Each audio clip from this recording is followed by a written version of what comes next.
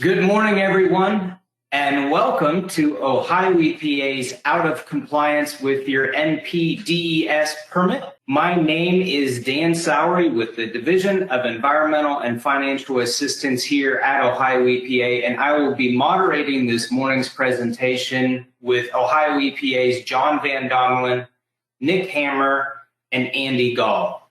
I'm going to turn it over to Ohio EPA's Nick Hammer. Thanks, Dan, and good morning to all and welcome. As Dan mentioned, my name is Nick Hammer with the Compliance Assistance Unit, or often referred to as the CAU. And on behalf of the Compliance Assistance Unit team, thanks for tuning into the webinar. We hope that after this webinar, you'll have an understanding or a better understanding of who the Compliance Assistance Unit is and what we do. On your slide now, you'll see the three members of the team. John Van Dongelen is on the left, Andy Gall in the middle, and I am on the right. So let's get started with some background on the CAU. The CAU is a non-regulatory program, meaning that we are not inspectors that you may be familiar working with at Ohio EPA. We work independent of any inspectors and enforcement staff.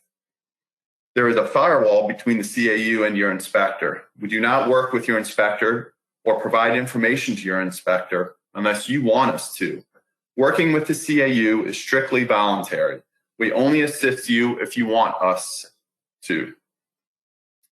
The CAU was created under the Clean Water Act to assist treatment plants with operations and technical assistance. Not many states continue to fund these positions over time, but Ohio EPA saw the benefit that the group provides, and we've been able to assist hundreds of operators and plants over the years.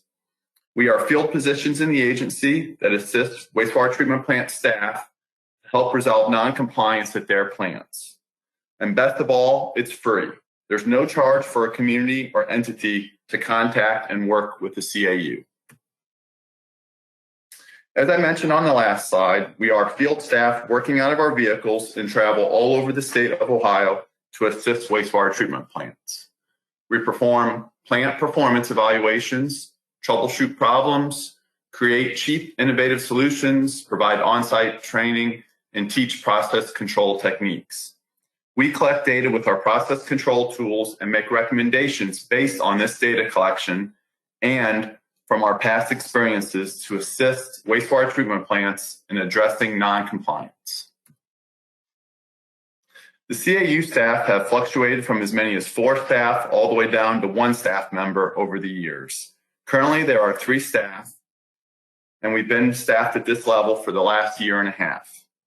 John is based out of our central office, or Columbus, Groveport, Ohio. I am based out of our Southeast District office of Ohio EPA in Logan, Ohio. And Andy is based out of our Northwest District office in Bowling Green, Ohio. But as I mentioned earlier, we travel anywhere in the state. We visit roughly 100 wastewater treatment plants in a normal non-coronavirus year. And did I mention it's free? No charges to the community or the business or any entity that is seeking the services of the Compliance Assistance Unit. So we're up to our first polling question. So we're going to go ahead and get the poll loaded. And then please check all of the options that apply to you.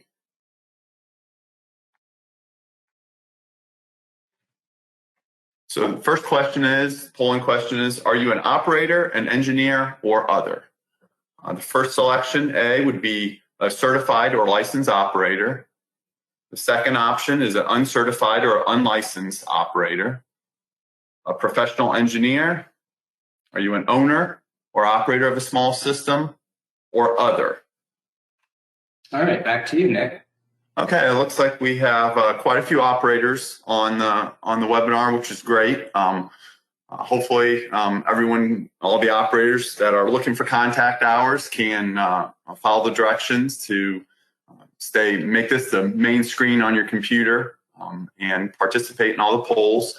So between operators and a lot of other, which I'm assuming might be a lot of sanitarians that don't really fall into any of the other categories. So we have a good selection of individuals that are attending. So now I'm going to go ahead and hand over the presentation to John Van Domelen to highlight some of the issues that we see in the field. Okay. Hi, I'm John Van Domelen. I am probably the senior person in this group, meaning I'm probably the oldest person in this group. But when we look at non-compliance at wastewater treatment plants, it's usually broken down into about 3 topics as far as I'm concerned. There are operational issues, because a lot of operators don't really understand the biological nature of wastewater treatment. There are design issues. We don't go to places that work well, and oftentimes there are design errors, and administrative issues, which are the people that control the money and the staffing and all that. Operational issues, we do process control and maintenance and we train operators in these methods. Design issues, it usually requires increased process control, but it also, we have to figure out workarounds to the design errors sometimes. Administrative issues, well, can't really do much about that, but maybe enforcement can handle that. Okay. See here, okay. Maintenance issues. So I'm going to give you an idea of kind of what we deal with. Welcome to our world. This is a wastewater treatment plant. Doesn't look very pretty, but this is the kind of places we end up going. This one actually works pretty well. Doesn't have to be pretty to work well. This is another wastewater treatment plant. And the reason I can tell is because there's a blower housing right there. And you can see grading right at the very bottom of the screen. And underneath all that vegetation, there is a wastewater treatment plant. This one is one that has lots of things going on. You see a box with all the wires coming out into the pump station and not coming out where it's supposed to. And there's all that dead ground, or dead grass there, or piled up in the background. And the other thing is, if you look at the bottom right-hand corner, there's a post with some chain on it. That's holding the influent pump in place. Not a good situation. This plant, this is a rotor that provides dissolved oxygen to the bacteria, and they were wondering how come their dissolved oxygen wasn't very high, because half of the paddles were missing, okay? This is another plant. This is a bigger plant, and you know, that vegetation, this is the center ring of a clarifier, and that vegetation didn't grow overnight. I mean, that has been there for quite a while. And you can see the biological foam that has almost converted to dirt at that point. We don't go to places that are working well. This one didn't work at all. This is a package plant, and this is the return line and the skimmer line. And as you can see, the pipe is not even connected. I mean, it's rotted in place. And this is the chlorinator for the same treatment system. And I don't think that has seen chlorine in numerous years. Okay, there are operational issues too. This one, this is mixed liquor from an aeration tank. I wore 2 pair of gloves at this plant. That was the package plant served a dialysis center. Okay, that's why the mixed liquor looked like that. Here's a big clarifier getting ready to lose its sludge blanket over the weir. Okay, and process control issues. Okay, this is a plant that had really bad Nocardia foam everywhere. I mean, this is really bad. And they were like this for years. And when the new operator came in, he gave me a call and we figured it out. But every morning the operator would come in and he'd have to clean up the floor. Okay, that was really bad. We don't go to places that are running well. There I am with a core sampler. This tells you how deep the sludge blanket is in the clarifier. And in this particular plant, they have about 3 inches of clear water and the rest was sludge. That is not how it's supposed to work. And this plant is a sand filter. And again, you don't grow algae overnight. This has been like this for quite a while. Okay. And this one is not a sludge drying bed, although it's effectively working as one, but this is a sand filter too. But the thing about this is it actually is protecting, it's doing its job. It's protecting the stream, okay? Because if that sand filter wasn't there, all that sludge would have been in the receiving stream. And this is sort of an ongoing problem at this plant, because if you look in the upper left-hand corner, you can see that sand filter is flooded. You can see the reflection of the trees in the water. And if you look in the right-hand corner, that looks like this one. So this is a long-term project for this treatment system. Design issues. Okay. There was operators are the most creative people in the world, I think. They look at problems, or they discover the problems, and they do workarounds. And this is one that they did. But this is return sludge that the pump couldn't quite make it to the to where it's supposed to go, and okay, yeah, that was I had to take a picture of that one. This is a plant that was brand new, and they had an original plant, and this one was brand new, but they forgot to put a return sludge into the aeration tank. So that little inset shows the original plant with the sludge settling in the settleometer, and the one on the right is the contents of this aeration tank with absolutely no sludge in it. It's just a big pre-air system, okay? Don't go to places that are working well. Again, this is an operator that sees really bad flow splitting, and you see this all the time where there's bad flow splitting, because operators will put things in the flow channel in order to try to improve the flow splitting, okay? There are two parallel treatment trains here, and all the flow kind of came to the one in the foreground. So we put a block in there, because blocks won't wash away, and he's got a spare block there on the side of the concrete there. And here's one more. This is a package plant flow splitter from an EQ basin, and you see the front weir right there, and the pump discharges in the middle part, and a little bit of flow goes in the forward, and most of the flow goes back into the EQ basin. And that way they can have pumps that pump quite a bit and more efficiently.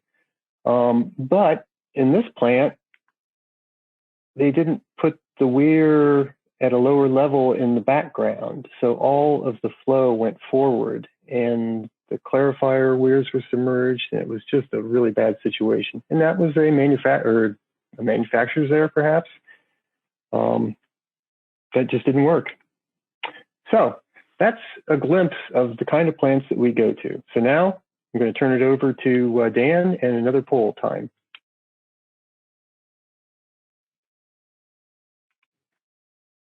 Dan? So John, go ahead and advance the slide and read the question and the selection. Okay, sure. Okay, sorry. Okay, the polling question, this polling question is, how big is your wastewater treatment plant? Is it pretty small, less than 100,000 gallons a day design? Is it medium sized, 100,000 to 1 million gallons per day design? Is it large, 1 to 5 million gallons per day design? Or is it very large, greater than 5 MGD? Or if you don't operate a treatment plant, select E. All right, back to you. Okay, pretty small. Well, the most of the people do not operate a treatment plant, and then we're tied with very small, or pretty small, and very large. Okay, and then we're also tied with the medium and large. So, okay, thank you very much for that. And oops. Okay, I'll pass it off to Nick, or to Andy. I'm sorry. Yep, this is Andy. Good morning, everybody. I'm going to talk a little bit about some of the tools that we use when we come out and visit your facility to provide some assistance to you. The tools that we try and use in our toolbox are cheap, easy, and effective. We have different tools that we can measure how well your wastewater treatment plant is converting the wastewater load that it receives from the influent sewer system. And we also have tools that allow us to see how well your clarifier is operating and the separation that you get from the settling of the sludge in your clarifier. Our main tools are a centrifuge, an ammonia test kit, an alkalinity test kit, a dissolved oxygen probe, a settleometer, and a core sampler. And I'm going to talk a little bit about each one here moving forward. Here's kind of a summary shot of all of the tools that are our main tools that we use. Here on the left is our colorimeter, which we use to measure nutrients, your nitrogen, nitrogen ammonia, your phosphorus, nitrates, and things like that, so we can see how well your treatment process is working. In the center there is our alkalinity test kit. Below is our DO probe. There in the center, the big tall thing is our core sampler that we use to sample your tanks to see what kind of sludge layers you have in there. On the right there is our centrifuge. It kind of looks like an R2D2. And then on the bottom right is our settleometer, which we take samples of your aeration tank and watch how it settles.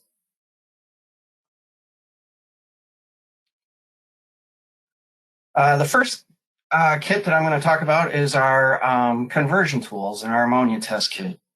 This first one here is our fish aquarium test kit for ammonia. It's a pass-fail test, and it allows us to see very quickly how well your aeration system is working and what kind of treatment you're getting. What we're looking for here is that when we take your sample and we add the solution in bottle 1 and the solution in bottle 2, and we wait 5 minutes, that we get a sample on the yellow a sample that shows up as yellow. If your sample shows up as yellow, it means your wastewater treatment plant is working well. If it shows up as green, then your wastewater treatment plant is discharging ammonia that's above 1, and we need to do some work to figure out what's going on. What we found is that if ammonia is low, most likely your CBOD will be low and you'll be in compliance with your NPDES permit. But in order to do that, we need to test on site because CBOD testing takes about 5 days. So doing ammonia on site helps us see how your plant is operating and get a real-time picture of what's going on. Here's another tool that we use here in our wastewater toolkit. That's our dissolved oxygen probe. This allows us to see how well your aeration tank is providing air to the treatment system. We can stick the probe in there and see rather quickly, as soon as it stabilizes, what kind of air and DO you're getting in the tank. We also are able to collect temperature with this instrument. And we also can use this to optimize your aeration system. If you have really high DOs, we can start turning things off for periods of time, and that'll save you on some electrical costs. If you have really low DO, that might mean that you're getting a high load coming into your plant, and we need to look into equalizing that or increasing the aeration time in your wastewater treatment plant. We can also deploy these in data log to collect DO readings over a long period of time so that we can see trends. We've used these tools pretty successfully in our evaluations of plants. The other one that we have here is the alkalinity test kit. As you can see, it's a simple titration. We take a sample of the clear wastewater and we put it in the little bottle, glass bottle. We add some color indicator to it. And then we add some acid to it to determine how much alkalinity you have in it. We count the number of drops of acid that we add, and the number of drops, we multiply that by 20 to get how much alkalinity you have. Alkalinity is important because you need to have alkalinity in order for the chemical conversion from ammonia to nitrate to occur. If you don't have enough alkalinity, the conversion process stops, and you won't get nitrification and you won't have low ammonia limits. We found that this is a problem, especially in newer buildings and rest areas when there are not enough alkalinity due to the water-saving fixtures. So when we identify an alkalinity issue, we have some options. One option is that we can adjust the settings on your timer to turn things off and maybe recover some of the alkalinity naturally. Or we can add sodium bicarbonate to your wastewater treatment plant to get the alkalinity value back up and prevent it from becoming a limiting condition for nitrification. Like I said, we found that this is an issue at a lot of the rural schools that were rebuilt several years ago. They kept the same wastewater treatment plant that they always had, and they installed new school buildings that had low flow fixtures. As a result, the loading became more concentrated to these plants, and they didn't have the dilution in the alkalinity. So we were able to use our alkalinity test kit and add sodium bicarbonate to help address some of that. Here's kind of a case study that really shows dramatically the impact of the alkalinity and how we were able to solve that problem. On the left, you can see before 2008, the facility was in non-compliance for ammonia. And after our team went out and did some evaluation, we found that they were alkalinity deficient. We added alkalinity, corrected the issue, and since that period of time, on the right side of the graph, the red line is on the bottom, and they're back into compliance.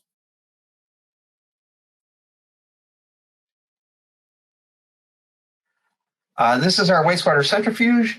We're able to collect samples from your aeration tank, any part of your plant, and evaluate how much mass that you have. We fill the little vials up to 100%, and then we spin it for 15 minutes.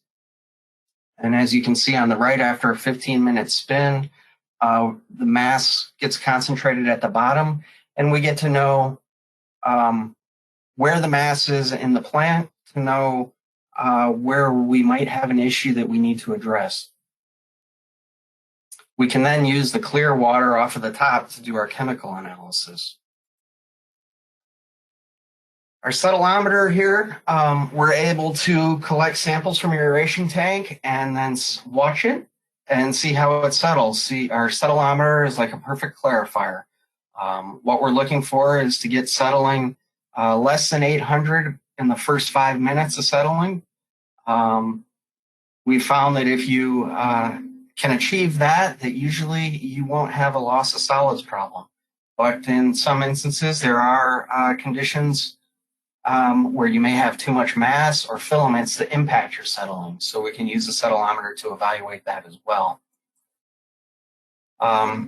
Here's just a quick video of our settleometer in action. On the left is a full strength settleometer, and on the right is a diluted settleometer, which is 50% of your aeration tank sample and 50% of a clear water sample, usually from your clarifier discharge. And as you can see here, as we watch a little bit, you can start to see the flock forming here in the first few seconds of the video.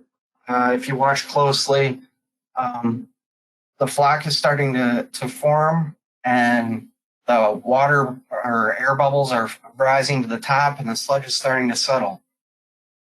This gives us a quick indication of really how well your sludge settles and what we need to do to help address that. Maybe we need to waste some sludge out. Maybe you have some filament bacteria that we need to treat for, either through chlorination or wasting, things like that. John will get into that a little bit more here in a little bit to share how he looks at things under the microscope. But as you can see here, after a minute or so, it's really starting to settle. We're getting good settling. The water pockets are coming up, and that's a little bit of a brief view of how our settleometer works.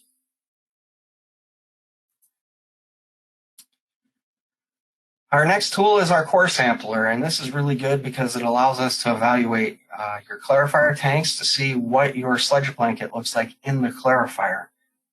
how much sludge do you have in the clarifier, and how much clear water do you have going off the top. We can also see what kind of sludge buildup you may have in other portions of your plant, maybe in a pump station or in your chlorination tank. It could be leading to permit limit issues and things like that. And again, here's back to our centrifuge. And this is just where we see how much mass you have in the system and where it's located. And like I said, we can use then the centrifuge to figure out how much waste you need to waste out of your clarifier. We can use that to set our return sludge rate. And we can figure out if you have too much mass to settle. If you have too much mass, it's not going to settle, and that'll lead to suspended solids violations.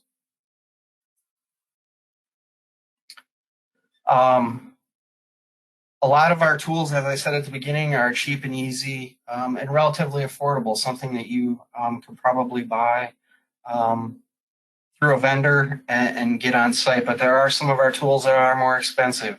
And to help with that, each Ohio EPA district office has a small tool library that we can loan out to you that you can use to do process control at your wastewater treatment plant. This includes, we have centrifuges and DO meters in each office. I think each office has 10 of them. So we can get this equipment out to you that you can use to evaluate and monitor your plant. And if it works for you, then maybe it's something that you want to invest in the future for your facility.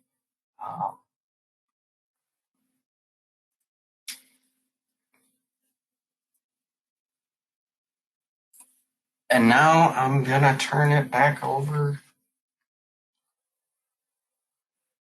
to John, I believe. Yep. Okay. So we'll look at some more tools here in a second. And these tools we use all the time to find out what the performance limiting factors are that cause noncompliance. And as we work to get them back into compliance, we use it to track that and implement those corrective actions. Okay. Oh, poll time. Okay. So the next poll is, what do you do for process control if you run a wastewater treatment plant? A, senses, ears, eyes, nose, and, well, not taste.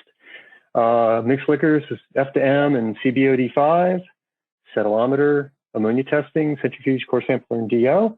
Only permit testing on the effluent, or none of the above. And back to you. Okay, senses. Okay, well, yeah, I do that too. Mixed liquor, F to M, and CBOD, about a third of you. Settleometer, ammonia testing, centrifuge, core sampler, and DO, close to my heart, 43%. That's the majority do that. Some only do permit testing, and the rest of them probably don't run a treatment plant. Okay. So I'm going to look at some advanced process control things that we have in our toolbox for nutrient profiling, datasons, and microscopy. This is another colorimeter. It's the previous version of what we had. But here you can run all sorts of samples. You can run all sorts of nutrient samples and other samples. You just have to buy the test kits to do it. But here we did a profile of a collection system. And dark green shows high ammonia. Yellow means very low ammonia. These are datasons. These are great tools. These are, they have internal power and internal memory, and you can program them to take a sample of different parameters, or the parameters that they have, from every 5 seconds on up to about once a day if you wanted to. The probe, the electrodes are in the upper right-hand corner. There's a DO probe, a PHORP probe, a conductivity probe, and a temperature probe. These are great.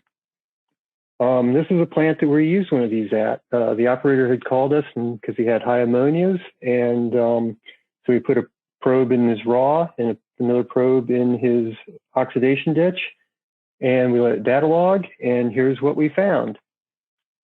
The operator is a creature of habit. This is a DO profile from one of those data songs like I just showed you.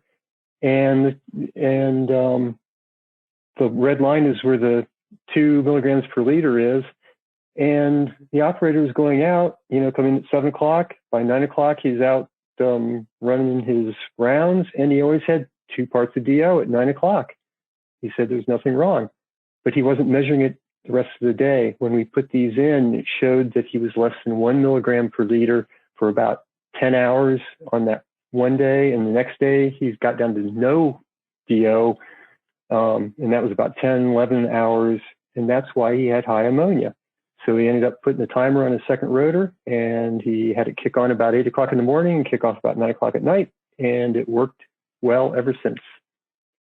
This is another probe we have. These are really good probes. They're ammonia nitrate probes, and there's a pH probe and a DO probe too. But these, I put them in tanks, and this is what you get. This is the controller. It'll give you the instant readings of all these concentrations of these nutrients. And then you can download it. And I like this plot, this graph, because what it shows you that sometimes the ammonia, the blue trace is the ammonia, the red trace is the nitrate, and the green trace is the sum of both of those. And you can see on the left-hand side of the screen that sometimes the ammonia is driving the high TIN, sometimes the nitrate's driving the TIN. It's unstable on the left-hand side, it's very stable in the middle, and then it goes just a little bit stable on the right-hand, or unstable on the right-hand side. That just shows you how dynamic wastewater treatment plants can be. Okay, Andy, I'm going to turn it over to you now, because I think this is your project. Yep, thanks, John.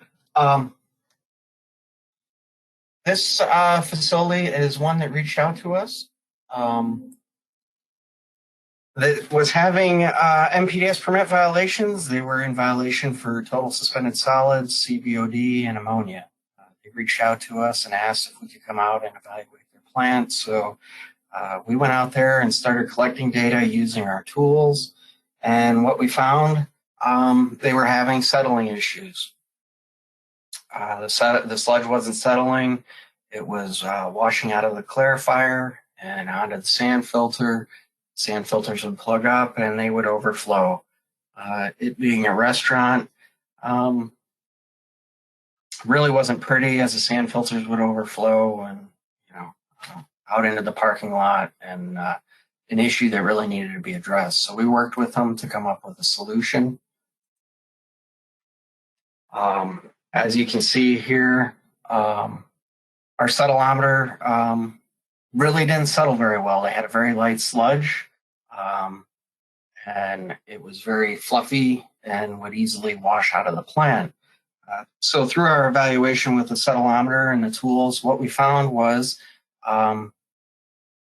they were really, their return rates were set way too high, which kind of resulted in hydraulic overloading of the plant from the return, continually returning at a high rate of speed. We worked with the operator to install timers on his system and better control his return sludge pumps. And we were able to slow down the return rate, which reduced the hydraulic loading on the clarifier. And as a result, we got better settling. We were able to begin running the return pump using this little diaphragm pump. That and valving down the air rate really slowed down our return. And then we were able to independently control the aeration rate in the aeration tank with the timer, turning it on and off to match the load coming in from the restaurant. So it was running on most of the day. And then overnight, we would shut it off for periods of time, kicking it on just enough to keep it from going septic overnight. And as a result, things started to improve. We got better sludge quality, which settled in the settleometer. And the sand filters were no longer overflowing. They got the sludge cleaned out of them, and voila, we were back in compliance. I'll turn it back over to John, and he can talk about this facility. Okay, this is a system that what you're looking at here is a feed channel from the aeration tank to the clarifier. Oh, I can't do that. I was going to try to put the laser pointer on there, but what happens is, what was supposed to happen was magically half of the flow is supposed to go in these first two slide gates, and where it next down there's another slide gate right there, and half of it's supposed to go to that far clarifier. Okay, so we did a dye study, and the far clarifier is the red trace, which got all the flow, and the blue clarifier is the foreground clarifier that got no flow, okay? And there is a picture of the two clarifiers. All the dye went to the far clarifier. So what we did was we found a piece of scrap paneling, we cut them down, we cut two of them the same size and one just a little bit smaller because we needed to get half the flow going all the way to the back and the other half in the other front two slide gates. And we put these pieces of wood in the slide gates just to prove the point. And when we re-dyed it, okay, we put them there, okay? And when we re-dyed the contents, this is what we got. Now the front clarifier got a little bit more, but instead of being 120, we have a probe that, or a meter that will read the dye. Instead of 120, we're down to about 65 or 70, okay? And the two of them are a lot closer than what they were before. So eventually the plant replaced our wood pieces with steel, and they got it even better. So when we have these data loggers, these are awesome tools. We put them in pump stations. They measure pressure and temperature. And then you can download it, and what you can see here is a pump station that wasn't working very well. It has an effective volume or effective range of about 8 inches. So I'm thinking it was running on one float, which is not effective, not very good. It starts and stops so frequently.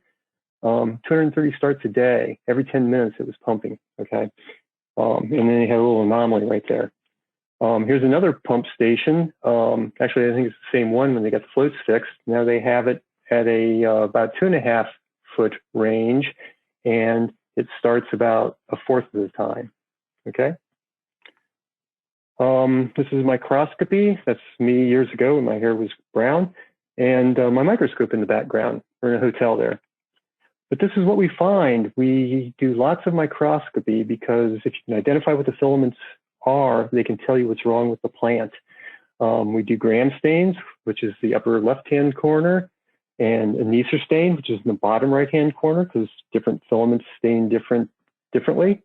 And we look at live wet mounts too. The upper right-hand corner is a filament, a single filament, and the bottom left-hand corner is yet another filament, okay? So here is a filament. This is the only one that moves, and it's moving. And you see those little lights in there? That's elemental sulfur. I know that if this filament's there and there's sulfur lit up like that, that there's sulfide in the waste stream coming in, okay? This is another, this is a protozoan, a single-celled organism that lives in wastewater treatment. It's a stalk ciliate, kind of, but it lives in a shell. But the reason this one is here is because they have low ammonias for a long time. So if there he just went inside. So if I see a lot of these guys, I know they've had long-term compliance with their ammonia, okay? If I see a bunch of these guys with empty shells, I know they had an upset and they had high ammonia. And finally, there's this guy. This guy is a metazoan, a multi-celled organism. And this is a tardigrade, or otherwise known as a water bear. This is better than science fiction. He has like 8 legs and he's got these big claws on the end of it. But he's there because his food source is there. In fact, all of these organisms, the bacteria, The protozoans and the metazoans are there because the habitat is right for their growth. And there, I have my microscope at a Boy Scout troop, and this is great because all the parents are in the back, and I was talking about, you know, the different organisms, and I had all the kids come up, but that TV set right there was displaying what was being underneath the scope, and pretty soon all the parents had moved up to the front, and they were watching very intently. Okay, I'm going to pass it on to Nick now. Nick, you're up. Thanks, John. We're going to go through a few more examples here of how the CAU has assisted at various wastewater treatment plants. So on the slide now, you'll see another example of how we use tracer dye to help troubleshoot a problem at a wastewater plant. So this plant, when it was built, the aeration basin was oversized, and only a portion of the aeration basin was needed for the flow and loading to the plant. So a steel wall located right here was erected in the aeration basin to basically make a smaller aeration basin. So the area here on the right is the active aeration basin with the mixed liquor, and the area on the left here with the duckweed is the unused portion of the aeration basin. The influent enters in this pipe, and the return, the RAS, enters in this portion. And this plant was having a non-compliance almost monthly for several parameters, but one of the issues was they were having a hard time keeping mass in the aeration basin in the system. And what we discovered through a dye test, the dye was entered over here with this black circle on the unused portion, and you can see the tracer dye present in the aeration basin. And we discovered that there was a hole in the steel wall, and every time the influent pump kicked on, the water level would rise in the active portion of the aeration basin, and then solids were lost to the unused portion. So they were losing solids through that opening in the steel wall. So it was a pretty easy solution, was just to seal off the opening to prevent the loss of solids from the aeration basin.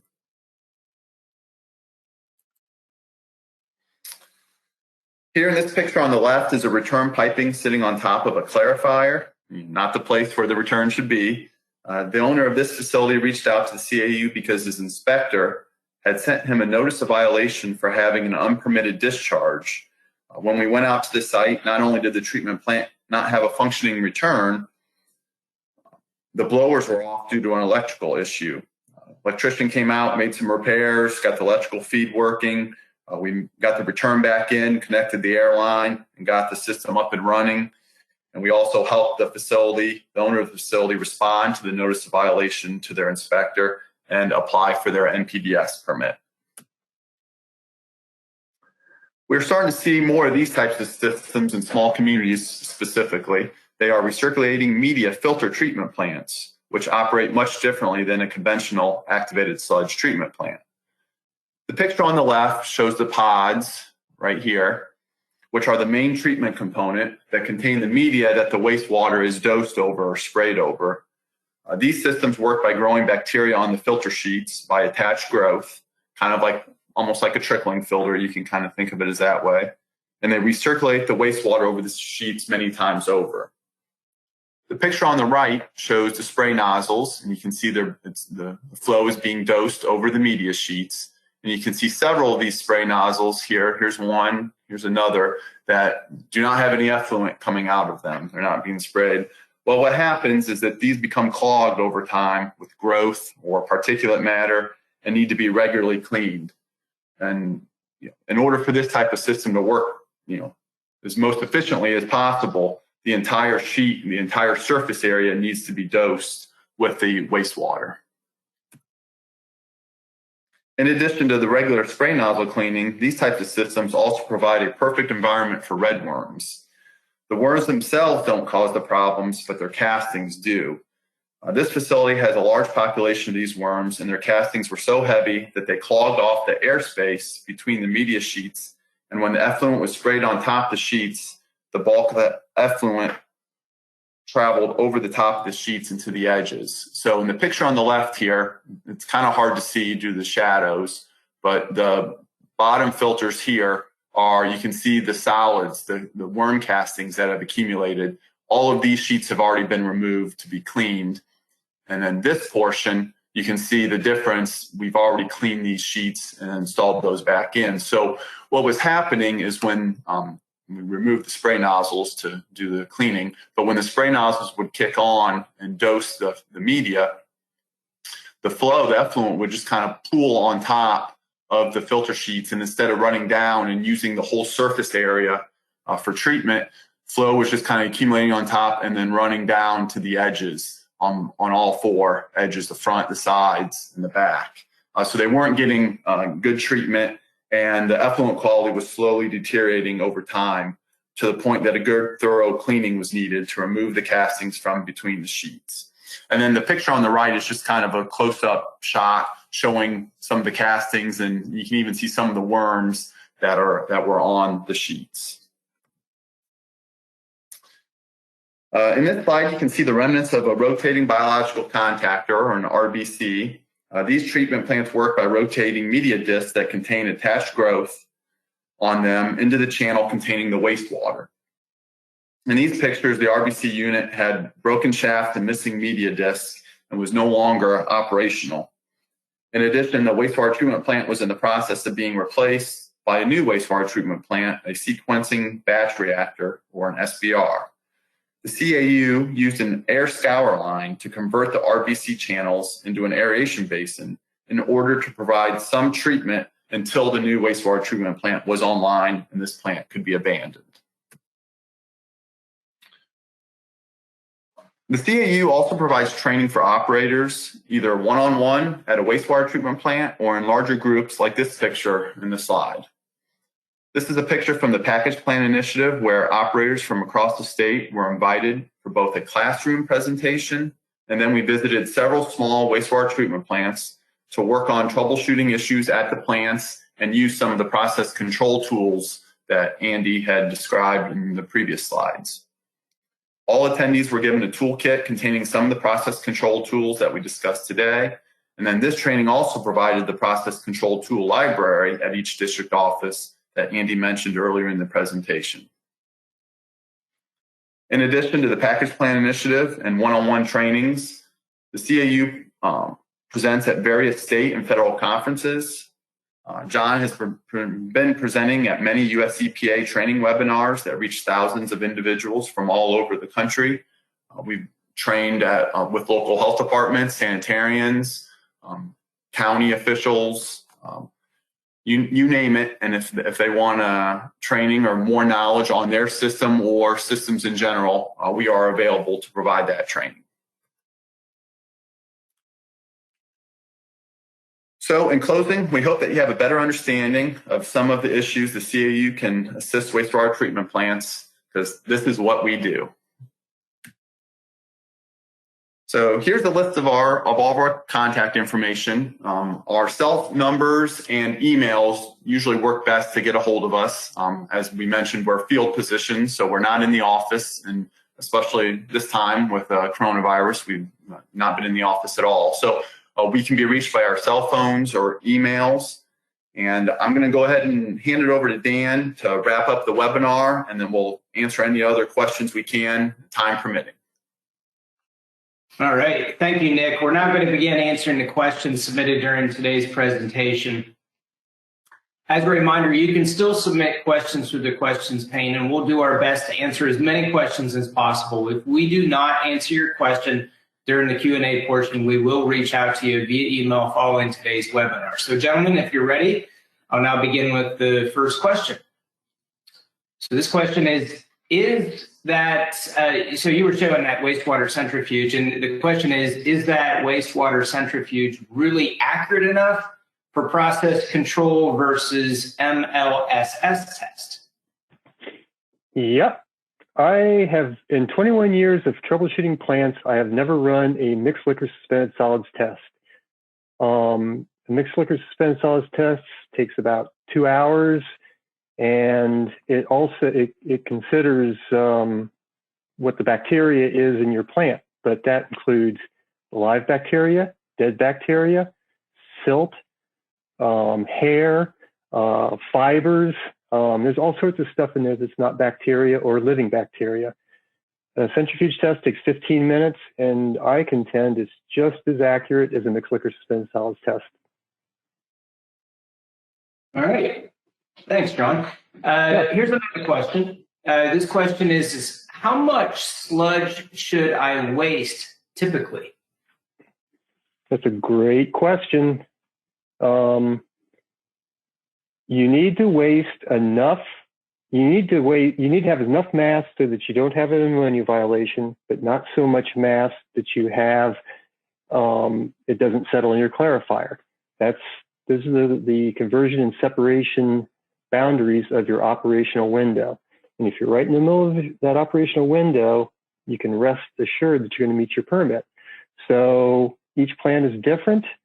So you do a settleometer and an ammonia test. They should settle to less than 800 in 5 minutes, and your ammonia test should be less than 1. Then you're in perfect position. All right. I think we have time for one more question in order to wrap up right at 10 o'clock. So this question is, and this sounds kind of specific to a scenario, but I have ammonia non-compliance even though I changed the diffusers, and I have 6 milligrams per liter of DO. What's wrong? I would say check your alkalinity. With low flow fixtures, a lot of small systems will have, the nitrogen bacteria use inorganic carbon, and at the pHs that are in aeration tanks, that is alkalinity, bicarbonate alkalinity. And you can get an alkalinity test kit for about $40, and you can run hundreds of tests with it. But if your alkalinity is too low, you can aerate all day and you won't have ammonia oxidation. That'd be the first thing I'd check. Give us a call. We can come out to your plant and check it. We have lots of alkalinity test kits. All right, excellent. So thank you, John, Andy, and Nick, for your excellent presentations. And thank you, everyone, for attending today's webinar. Please check out our upcoming sessions on April 20th. We're hosting an afternoon webinar where we'll discuss the concept of regionalization and consolidation for drinking water and wastewater utilities. In May, we have a couple webinars. Join us on the 13th to get the scoop on what's new for the 2022 Water Resource Restoration Sponsor Program. And then on the 25th, we'll provide an overview of the requirements associated with construction activities near or at a lake, stream, wetland, or other body of water in Ohio. If you missed these webinars or would like to register for upcoming webinars, check out our training tab at epa.ohio.gov/DEFA. And with that, we will end today's webinar. Thank you again for joining us and have a great day.